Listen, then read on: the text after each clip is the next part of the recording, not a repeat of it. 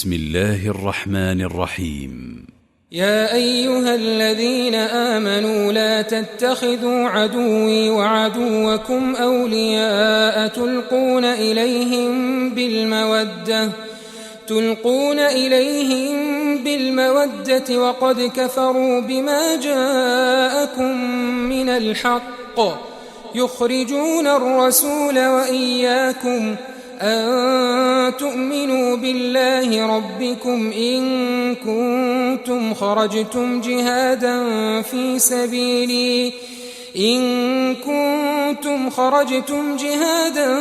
في سبيلي وابتغاء مرضاتي تسرون إليهم بالمودة وأنا أعلم بما أخفيتم وما أعلنتم ومن يفعله منكم فقد ضل سواء السبيل إن يثقفوكم يكونوا لكم أعداء ويبسطوا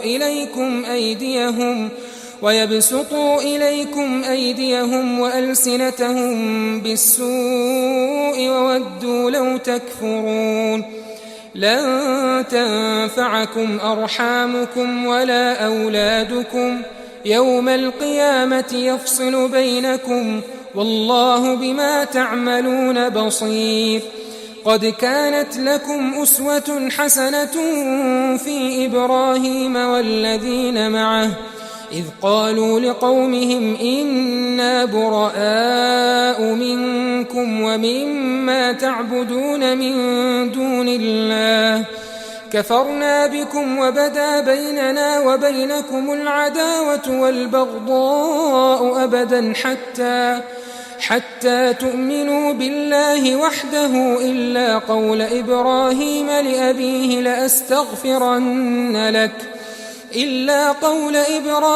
لأبيه لأستغفرن لك وما أملك لك من الله من شيء ربنا عليك توكلنا وإليك أنبنا وإليك المصير ربنا لا تجعلنا فتنة للذين كفروا واغفر لنا ربنا إنك أنت العزيز الحكيم. لقد كان لكم فيهم أسوة حسنة لمن كان يرجو الله واليوم الآخر ومن يتول فإن الله هو الغني الحميد. عسى الله أن يجعل بينكم وبين الذين عاديتم منهم مودة والله قدير والله غفور رحيم. لا ينهاكم الله عن الذين لم يقاتلوكم في الدين ولم يخرجوكم من دياركم أن تبروهم وتقسطوا إليهم إن الله يحب المقسطين. إنما ينهاكم الله عن الذين قاتلوكم في الدين وأخرجوكم من دياركم وظاهروا على إخراجكم أن تولوهم ومن يتولهم فأولئك هم الظالمون.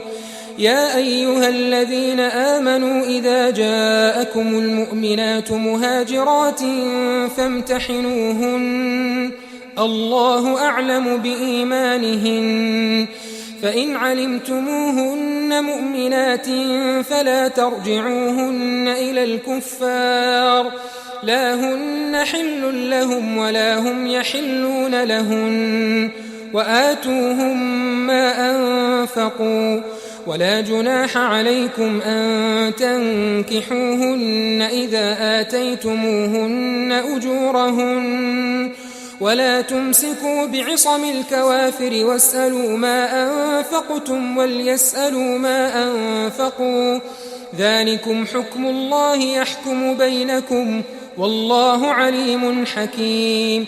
وإن فاتكم شيء من أزواجكم إلى الكفار فعاقبتم فآتوا الذين ذهبت أزواجهم مثل ما أنفقوا واتقوا الله الذي أنتم به مؤمنون.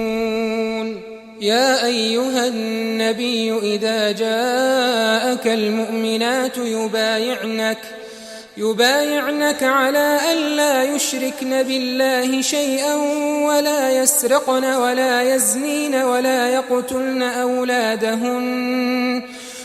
يقتلن أولادهن ولا يأتين ببهتان يفترينه بين أيديهن وأرجلهن ولا يعصينك في معروف فبايعهن واستغفر لهن الله إن الله غفور رحيم.